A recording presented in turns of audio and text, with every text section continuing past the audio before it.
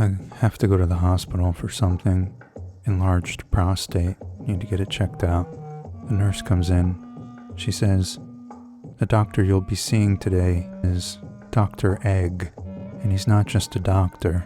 He's also part-time, used as a symbol for infinity. But don't bring that up with him, his second job, because he resents it. He just wants to be treated like any other doctor. He doesn't want people bringing up the fact that mathematicians and scientists are always trying to chase him down, add him to their equations. Sometimes patients will see the number 8 and say, "Hey doc, that's you." Sure, it's an innocent joke, but don't make it. He hates that. Dr. Egg is a no-nonsense guy. He can't help that he was born to be a symbol of infinity. On that note, he also happens to be a magnificent obstetrician. He can actually help children be born without even being in the room.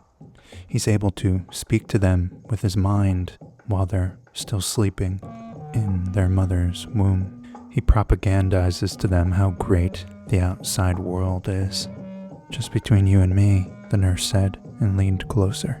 "He's losing his mind with guilt because he knows he's lying to those kids. The world isn't a good place," says Dr. Egg when he confides in me. "And when you're born, you have no say in what you are. You're born as you are, and then people treat you a certain way. They won't see you for you. They'll just see you for what you symbolize, what you represent." And he never tells the kids that. They'd never leave the uterus if he did. But every time he hears those children scream and cry for the first time, he knows they've figured out that he lied to them.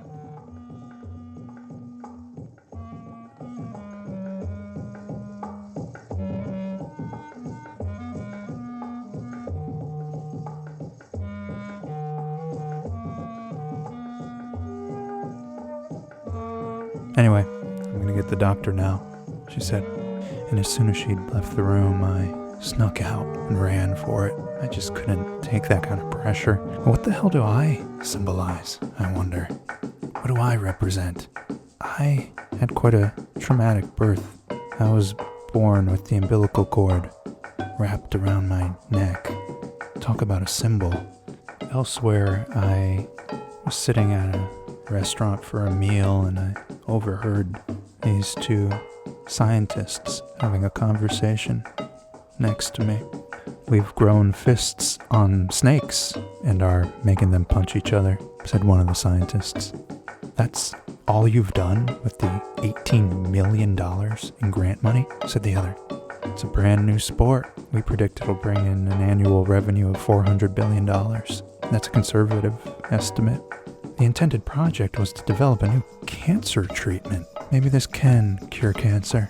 We're still in early trials for that." How the hell would it cure cancer? People would watch the snake's box and enjoy it so much that their bodies would heal themselves. Is there anything in the literature to suggest that might work? We're not sure. We haven't checked the literature just yet. We've been busy training the snakes how to throw a decent right hook and to understand that they've got to keep their arms up to protect their little faces. Because otherwise the matches won't last long enough to go to dozens of commercial breaks. As I was walking home, I had this daydream where somebody was wrapped up like a mummy and bothering me. Then I saw that they had one stray bandage hanging down, and I imagined myself grabbing the bandage and spinning around faster and faster, drawing the bandage taut from the G-force. Then I let go, not just of them, but all my anger, all my regrets, and they, the mummy, just keep flying higher and higher until they're literally in outer space. A mummy in outer space just floating around. And I thought about that and I felt at peace. "You've sent dozens of photographs of a mummy in outer space," says one scientist to their colleague. "That's all you've done with over $200 in grant, $200 million in grant money. $200 was actually the cost to develop those photographs, so you're accurate there. We've come in way under budget. We still have $199,999,800 left. Photographs of a mummy in space, is it even real? Says the scientist. Yeah, it's real. We don't know how it got up there. The good thing is we are already working on a script for a horror movie called The Mummy in Outer Space, and we already have interest in the script. We're looking at lower seven figures, $1.2 million, which would leave us a lot of money from the grants to go all out, make it not just a horror film, but an action film. And we could use real rockets, and we could even maybe persuade some people to actually perish in the course of making the film, so it's extra realistic and moving to watch the deaths of these astronauts/archaeologists.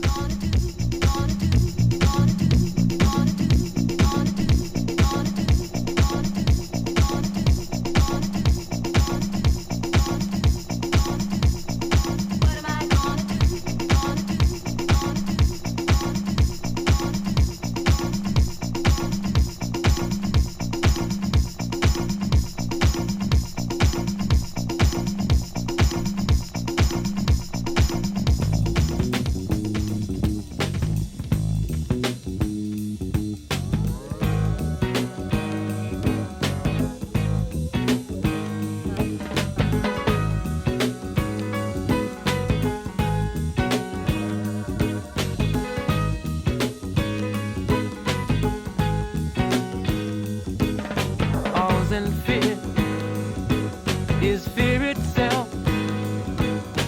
Check out your own backyard before you check out someone else. Railroad track in my neighborhood. Ain't no trains around that bar, just ain't no good.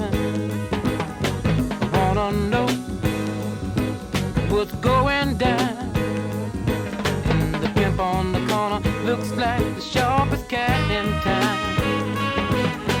Jungle rule, can't be no fool. Might get caught by the hook of the crook. Hard time for cool. Look out, Jake, what you say, what you carrying, brother. I hope you're clean, 'cause the man is mean, or don't come another further. We all know the answer will come out in time. I might even carry some of your load right along with mine. Newton, how can I survive what's going on? Big, steal, or borrow. Somehow I've got to make it till tomorrow.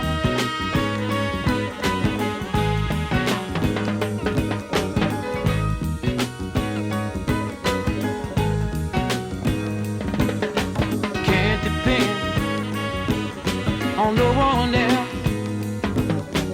Coming up the hard way, I've got to save myself. Must be Hercules. I must be Hercules. Talk about me if you please. I must be Hercules. One afternoon recently, I was taking a walk and I looked up and I saw that the clouds were taking the shape of some of my favorite college memories.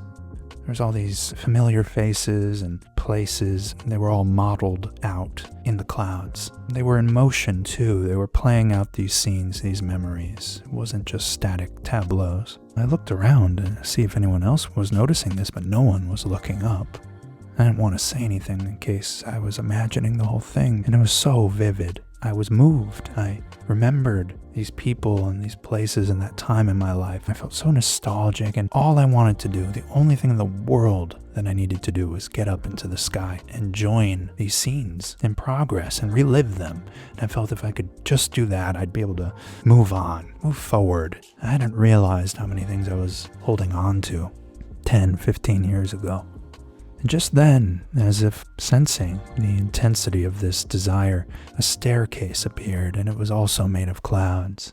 And I started climbing those stairs. I went up and up, straight up into the sky.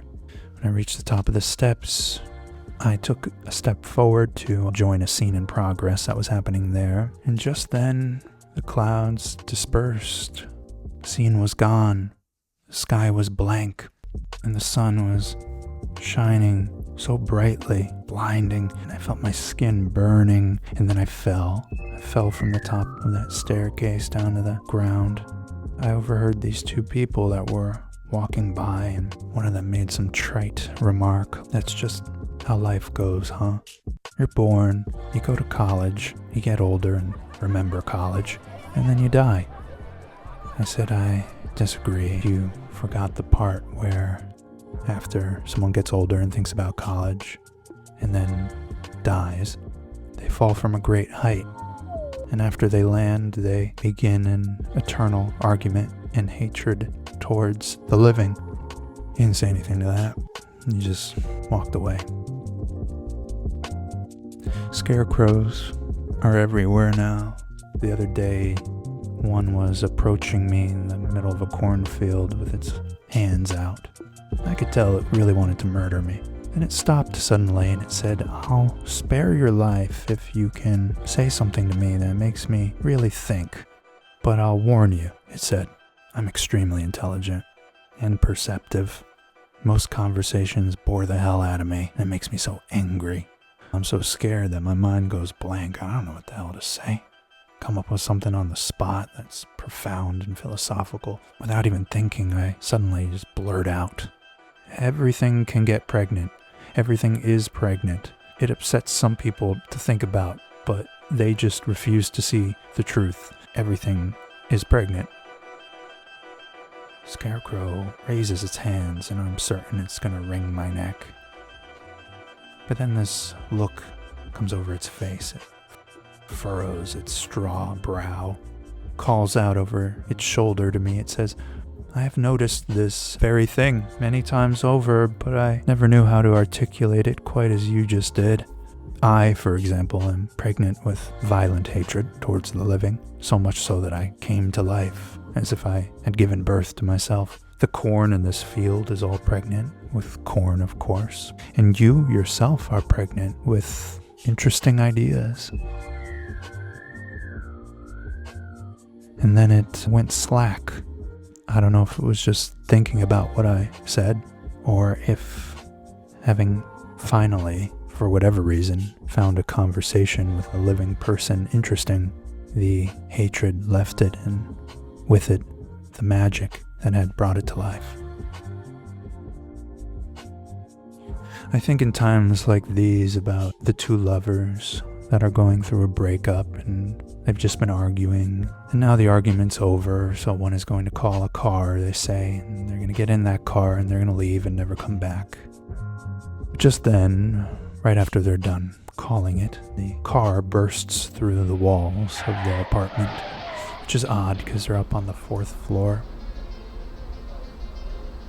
But after a moment of confusion, the lover that called the car remembers, I've just been through an argument and now I'm breaking up with this person and I've got to go and never come back. So they march over to the car, grab the door handle, and they pull it right off. And they look at it, they see that it's made of cake. The entire car is made of cake. And then they notice something else odd. The driver, they really thought was a human driver. They realize that it's not a man at all. That's thousands of ants. Fire ants, actually. And the fire ants spill out and they cover the car and they're covering everything in the apartment. And they're covering the lovers and biting them. It's horrific, but at the same time, the ants are glowing this incredible orange.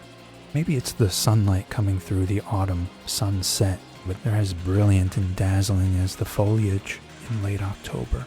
And they are so dazzled, the lovers, by this incredible glowing spectacle that the lover that called the car cancels the car, decides to stay.